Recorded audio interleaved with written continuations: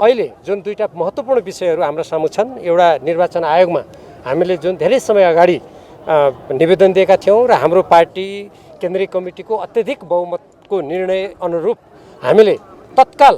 पार्टीको आधारिकताका सम्बन्धमा उठेको विवादलाई निरूपण गर्न र निर्णय दिनको लागि हामीले जुन जानकारी मागेका थियौँ, तत्सम्बन्धमा अहिलेसम्म हामीले कुनै जानकारी प्राप्त नगरेको हुनाले पुनः हामीले तत्सम्बन्धमा के भइरहेको छ भन्ने कुरा जानकारी पाउनको लागि पुनः हामीले तत्सम्बन्धमा आवश्यक पत्राचार वा के जे गर्नुपर्छ हामी गर्ने भन्ने निर्णय हामीले गरेका छौँ। र सँगसँगै अहिले जुन प्रतिनिधि सभाको बैठकको सन्दर्भ छ, यस बैठकका सन्दर्भमा नेपालको संविधान, लोकतन्त्र र जनतामाथि प्रहार गर्दै प्रधानमन्त्री केपी शर्मा ओलीद्वारा प्रतिनिधि सभा विघटन गर्ने जुन असंवैधानिक निर्णय भएको थियो, त्यसलाई बदर गरेर सम्मानित सर्वोच्च अदालतले गरेको ऐतिहासिक फैसलाको बैठकले हार्दिक स्वागत गरेको छ र त्यसको लागि धन्यवाद ज्ञापन गरेको छ। र त्यो ऐतिहासिक फैसलाले जसरी संविधानको सर्वोच्चतालाई स्थापित गरेको छ र त्यो संवैधानिक सर्वोच्चतालाई स्थापित गराउनको लागि त्यसमा योगदान पुर्याउनु हुने सम्बन्धित न्यायमूर्तिहरू, कानुन व्यवसायीहरू, नागरिक समाज, पत्रकार, सम्पूर्ण जनसमुदाय जसले यसमा योगदान गर्नुभयो र हाम्रो संविधानमाथि जुन प्रहार भएको थियो त्यो प्रहारलाई निरस्तर तुल्याउनु भयो, उहाँहरू सबैलाई बैठकले हार्दिक धन्यवाद ज्ञापन गरेको छ। र त्यसको साथसाथै हाम्रो पार्टी केन्द्रीय कमिटीका कतिपय सदस्यहरूले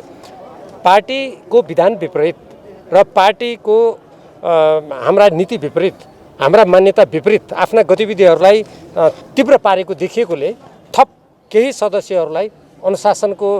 कारबाही गर्ने बैठकले निर्णय गरेको छ। त्यसमा नेपाल कम्युनिस्ट पार्टी नेकपा थाई कमिटीका सदस्य एवं सङ्घीय संसद दलका उपनेता सुभाष चन्द्र नेमाङले पार्टीको अन्तरिम विधान 2075 को धारा 61 क अन्तर्गतका 1 देखि 5 र 14 नम्बर आकर्षित हुने गरी गम्भीर रूपमा अनुशासन उल्लङ्घन गर्नुभएकोले उहाँलाई पार्टीको अन्तरिम विधान 2075 को धारा 61 ख को 1, 7 र 8 बमोजिम स्थायी कमिटीको सदस्यबाट 6 महिनाका लागि निलम्बन गर्ने साथसाथै उपनेताको पदबाट तुरन्त राजीनामा दिनुको लागि उहाँलाई निर्देशन दिने निर्णय गरेको छ। र त्यस्तै गरेर नेपाल कम्युनिस्ट पार्टी नेकपाको हाम्रो केन्द्रीय कमिटीका सदस्य एवं प्रतिनिधि सभाका सदस्य विशाल भट्टराईले हालसालै जनतामा भ्रम सिर्जना गर्ने र हाम्रो प्रतिनिधि सभाका सदस्यहरू र अन्य केन्द्रीय कमिटीका सदस्यको बीचमा पनि भ्रम सिर्जना गर्ने र गलत सूचना प्रवाह गर्ने काम गर्नुभएकोले उहाँलाई पार्टीको अन्तरिम विधान 2075 को धारा 61 क र अघि नै मैले उल्लेख गरेका 1 देखि 5 र 14 नम्बर 1 देखि 5 र 14 नम्बर आकर्षित हुने गरी उहाँले पनि अनुशासनको उल्लङ्घन गर्नुभएको हुनाले उहाँलाई पार्टीको अन्तरिम विधान 2075 को धारा 61 ख को 1, 7, 8 अनुसार केन्द्रीय कमिटीको सदस्यबाट निष्कासन गर्ने र उहाँलाई प्रतिनिधि सभाको सदस्यको जिम्मेवारी पार्टी विधान अनुरूप निर्वाह गर्न र यस्तो पार्टी विरोधी गतिविधिमा नलाग्न उहाँलाई निर्देशित गर्ने निर्णय गरेको छ। साथै हाम्रो पार्टी नेपाल कम्युनिस्ट पार्टी नेकपाको अन्तरिम विधानको व्यवस्था अनुसार सङ्घीय संसदका सदस्यहरूलाई सदस्यबाट निष्कासित गर्नको लागि हाम्रो संसद दलले बोर्ड गठन गर्नुपर्छ र त्यो बोर्डले सिफारिस गरेपछि केन्द्रीय कमिटीले निर्णय गरेपछि मात्रै त्यो सदस्यता समाप्त हुन्छ। तर उहाँले यसबारेमा पनि कुप्रचार गर्नुभएको छ र यदि केन्द्रीय कमिटीले निर्णय गर्नु पर्यो भने यहाँहरूलाई थाहा छँदैछ हाम्रो पार्टी केन्द्रीय कमिटीमा हामी अत्यधिक बहुमतमा छौँ। त्यस्तो निर्णय गर्नुपर्ने अवस्थामा हामी नै निर्णय गर्छौँ र त्यसकारण यस्तो खालको गलत जुन प्रचार गरिएको छ त्यसलाई पनि केन्द्रीय कमिटीको बैठकले स्पष्ट गरेको छ। र नेपाल कम्युनिस्ट पार्टी हाम्रो नेकपा केन्द्रीय कमिटीका अन्य केही सदस्यहरू जो हामीले केही समय अगाडि पार्टीबाट कारबाही गरेका तत्कालीन अध्यक्ष केपी शर्मा ओलीको निर्देशनमा अनेक प्रकारका गलत कुराहरू गर्ने, मर्यादालाई पनि नागेर जाने यस्तो काम गरिरहनु भएको छ। त्यसमा अहिले प्रभु शाह, महेश बस्नेत, कर्णबहादुर थापा र शान्ता चौधरी, सूर्य थापालाई पार्टीको अन्तरिम विधान 2075 को अघि नै मैले उल्लेख गरेको धारा 61 को क अन्तर्गतका 1 देखि 5 र 14 नम्बर आकर्षित हुने गरेर उहाँहरूले पनि अनुशासन उल्लङ्घन गर्नुभएकोले उहाँहरूलाई पनि केन्द्रीय कमिटीको सदस्यबाट 6 महिनाको लागि निलम्बन गर्ने निर्णय गरेको छ। र सम्मानित सर्वोच्च अदालतले नेपालको संविधान र लोकतान्त्रिक प्रणालीको पक्षमा स्वागतयोग्य फैसला गर्दै प्रधानमन्त्री केपी शर्मा ओलीले गत पुस 5 गते गर्नुभएको प्रतिनिधि सभा विघटनको निर्णयलाई असंवैधानिक ठहर गर्नुको साथसाथै उहाँले संवैधानिक नैतिकता समेत कायम नराखेको स्पष्ट गरिसकेका छ। आफूले स्वेच्छाचारी किसिमले गरेको प्रतिनिधि सभाको विघटन तथा आगामी वैशाख महिनामा आम निर्वाचन गर्ने निर्णय उचित भएको भन्दै आउनुभएका प्रधानमन्त्री केपी शर्मा ओलीको यस सम्बन्धी निर्णय र भनाइ गलत साबित भइसकेपछि तत्काल प्रधानमन्त्रीको पदबाट राजीनामा दिनुपर्ने उहाँको कर्तव्य हुन्थ्यो। त्यो सामान्य नैतिकताभित्र पर्थ्यो। तर त्यो नैतिकता र मर्यादाको कुनै ख्याल नगरी पदमा टाँसिरहने उहाँको कार्यको बैठकले निन्दा गरेको छ र साथै उहाँका गुटका मानिसहरूले सर्वोच्च अदालतको फैसलाले प्रधानमन्त्रीलाई पदबाट उल्टै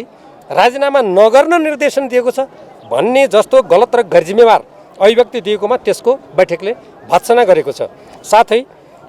प्रधानमन्त्रीबाट आफूलाई सुरक्षा खतरा भएको भनेर भनिदिएको अभिव्यक्ति षड्यन्त्रपूर्ण र गैरजिम्मेवार रहेको ठहर गर्दै यस्तो अभिव्यक्ति दिई अयोग्यता र अनुत्तरदायी चरित्र थप प्रदर्शन गरे बापत समेत प्रधानमन्त्री केपी शर्मा ओलीलाई प्रधानमन्त्री जस्तो गरिमामय पदमा एक क्षण पनि रहन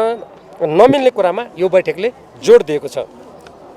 नेपाल कम्युनिस्ट पार्टी नेकपा केन्द्रीय कमिटीको अत्यधिक बहुमत सदस्यहरूको सहभागितामा बसेको विधिवत बैठकबाट निर्णय गरी पार्टीको आधिकारिकताको सम्बन्धमा अविलम्ब निर्णय गरिदिन हुन पटक पटक हामीले निर्वाचन आयोगमा निवेदन दिएको, त्यहाँ हामीले प्रतिनिधिमण्डल गएर कुराकानी गरेको यहाँहरूलाई विदितै छ।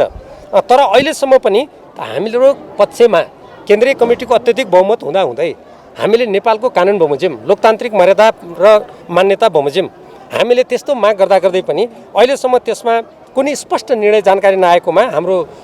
केन्द्रीय कमिटीको बैठकले त्यसमा खेद प्रकट गरेको छ र तत्काल राज्यको कानुन, नेपाल कम्युनिस्ट पार्टी नेकपाको अन्तरिम विधान 2075 र लोकतान्त्रिक प्रणाली र मान्यता अनुरूप निष्पक्ष एवं न्यायसङ्गत निर्णय गर्न निर्वाचन आयोग समक्ष हाम्रो बैठकले पुनः जोरदार माग गरेको छ। लोकतन्त्रको स्वच्छ विकास र सुदृढीकरणको लागि निर्वाचन आयोगको निष्पक्ष तथा कानुन सम्मत भूमिका महत्त्वपूर्ण रहेको कुरा हामीले मानेका छौँ र त्यो तथ्यलाई मनन गर्नुको साथसाथै अब यो ढिला न्याय दिनु भनेको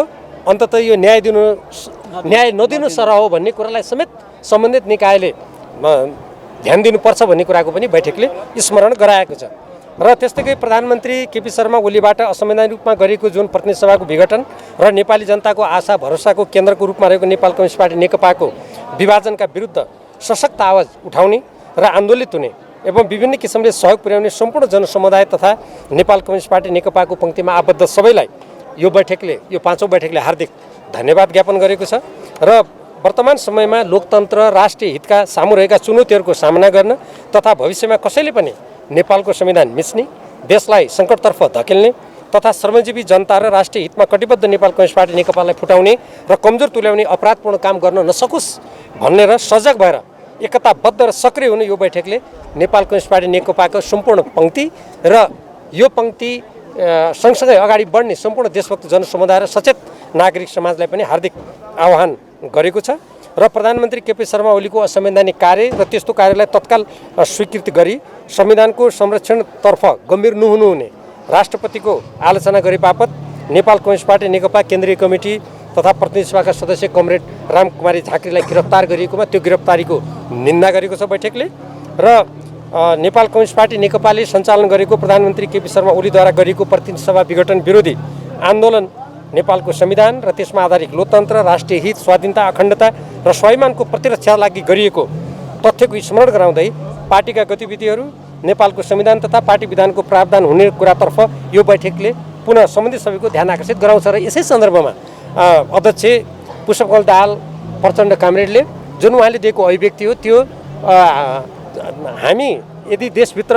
एकताबद्ध भयौँ भने, सम्पूर्ण पार्टीहरू मिलेर यो देशको राज्य सञ्चालन गऱ्यौँ भने चीन, भारत लगायत सबै अन्तर्राष्ट्रिय समुदायले हाम्रो त्यो कुराको सम्मान गर्छ, सबैलाई त्यो कुरा अनुकूल लाग्छ भन्ने किसिमले मैले अभिव्यक्ति दिएको हुँ। त्यसलाई अन्यथा गरेर एउटा देशको नाम छुटाएर अरू त्यसको अन्तर्राष्ट्रिय प्रसङ्गलाई छुटाएर जुन कुप्रचार गरेको छ त्यो गलत हो, मैले त्यसरी भनेको होइन भनेर उहाँले त्यसलाई थप बैठकमा स्पष्ट पार्नुभएको छ र यसतर्फ सम्बन्धित सबैको ध्यान जाओस् भनेर पनि उहाँले आग्रह गर्नुभएको छ।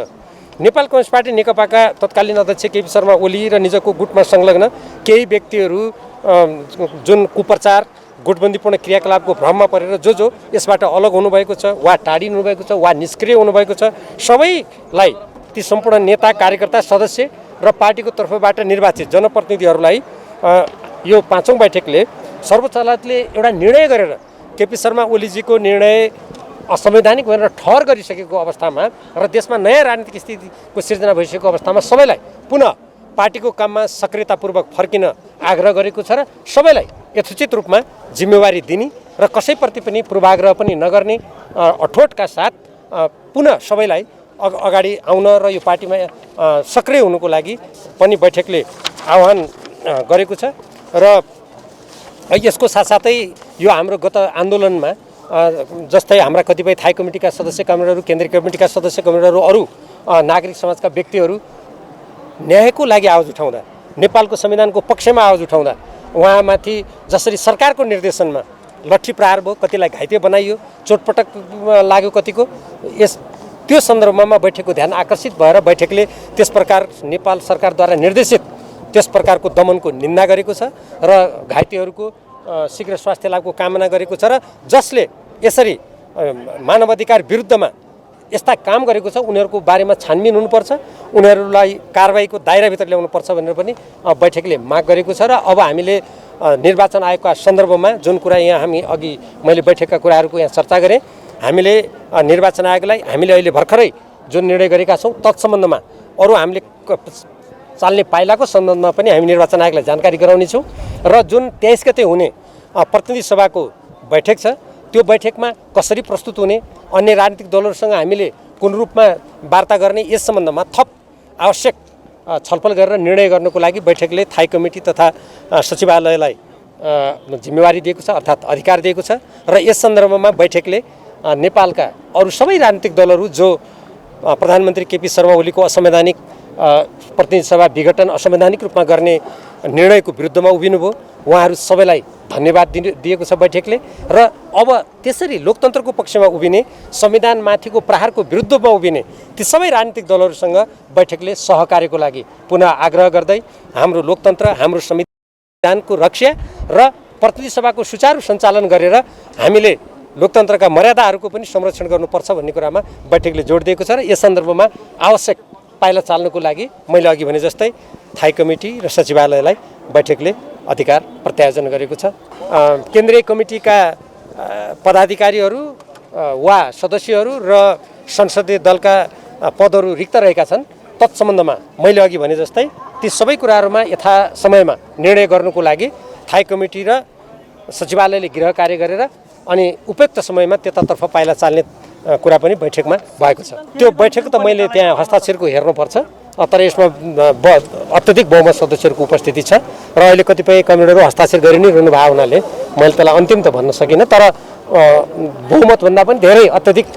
सङ्ख्यामा केन्द्रीय कमिटीका सदस्यहरूको उपस्थिति रहेको छ। हामीले त्यसै कारण उपनेतालाई उहाँले पार्टीको विधान विपरीत काम गर्नुभएकोले एउटा कारबाही पनि गरेका छौँ निलम्बन गरेर, सँगसँगै हाम्रो संसदीय दलको विधानमा संसदीय दलको अध्यक्ष र सिङ्गै संसदीय दल पार्टी केन्द्रीय कमिटीको निर्देशनअनुसार चल्नुपर्ने स्पष्ट व्यवस्था भएको हुनाले संसदीय दलका उपनेता सुभाष चन्द्र नेमाङजीलाई उपनेताबाट तत्काल राजीनामा दिनुको लागि हाम्रो संसदीय दलको विधान, हाम्रो पार्टीको विधान बमोजिम उहाँलाई निर्देशन दिइएको छ। यो एक पक्षले अर्को पक्षलाई कारबाही गर्ने भन्ने त्यो त सामान्य कुरा भयो, त्यस्तो पक्षले मात्रै कारबाही गर्न सक्छ। हाम्रो पार्टीको विधान र लोकतन्त्रका मान्यता र कानुन बमोजिम जुन केन्द्रीय कमिटी बहुमतमा छ त्यसले मात्र कारबाही गरेको कारबाही ठहर्छ।